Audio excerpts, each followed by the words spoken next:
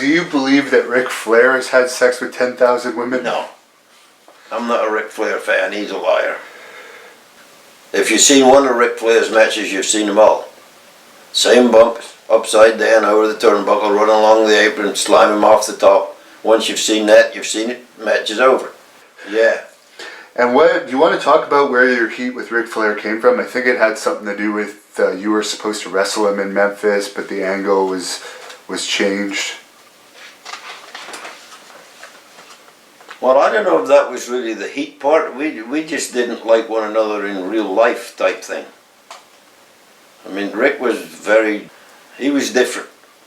And I don't think that angle, me not really working with him, bothered him any. We did a deal. See, when the champion comes to town, as you know, you put him over, you go Broadway to get a DQ. That's the only three things you can do. Yeah. And when he leaves, your territory usually goes on its ass.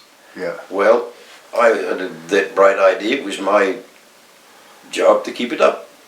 So I told Coco Ware, I said, Coco, how would you like to work with Ric Flair?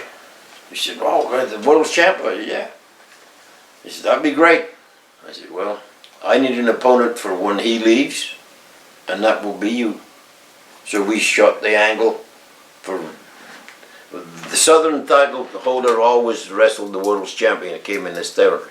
Well, I had the Southern belt, and I was up till Saturday morning. The next Monday would be Memphis. I was going to wrestle Flair. All the publicity was out for all that. And then Coco beat me on the last 10 minutes of the live show Saturday morning. Yeah. So that belt switched to Coco. The thing went, wow, Coco's now the champion. Coco will be wrestling Ric Flair Monday night. The floor mat, Coco Ware, Ric Flair. Boom. So Rick hasn't heard of that till now. Now he comes into Memphis Monday night. He gets in the cab, and the cab driver says, hey, Mr. Flair, I hope you beat Coco Ware. And he said, who? He said, I've never heard of Coco Ware. He said, I'm wrestling Bill Dundee. He said, no, you was wrestling Bill Dundee, but that got changed Saturday morning when Coco Ware beat Bill Dundee for the Southern title. You wrestling Coco Ware. So he come into the Coliseum screaming and hollering, and Dusty went up and tried to calm him down. Because Coco was black and he was using the N-word, and that, you know, but... Flair was using the N-word? Flair was, yeah. Oh, okay. He said, who's this fucking So... Tony Atlas had told us in one of our interviews that Flair was known to have a bit of a racist side to him. Oh yeah, it was just how it was. Yeah. You know what I mean? It was just how you just said the N-word or whatever, blah, blah, blah. Nobody took no... And then as things progressed, I guess it got... But anyway, he was using it, and Dusty went up and said, hey, Nature Boy, calm down, calm down. Anyway, after he had the match with him, what a match they had. They tore the fucking house down. Because Coco could work. Yeah. And the Flair got that out of his system and got going, and they worked. They had a hell of a match.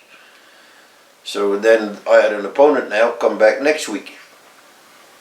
That if you're trying to book something, that's what you do. You're thinking next week, not just this week. Yeah.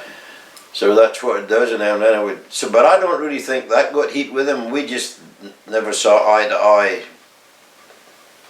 in real life. Is that one of the reasons why he didn't come to Memphis very often? Because you didn't meet him really? I never booked him when I was the booker. I mean, Lawler would book him because Lawler would want to work with him. Right. How was Coco to deal with behind the scenes in those days? Because I've experienced on my own promotions that in recent years he...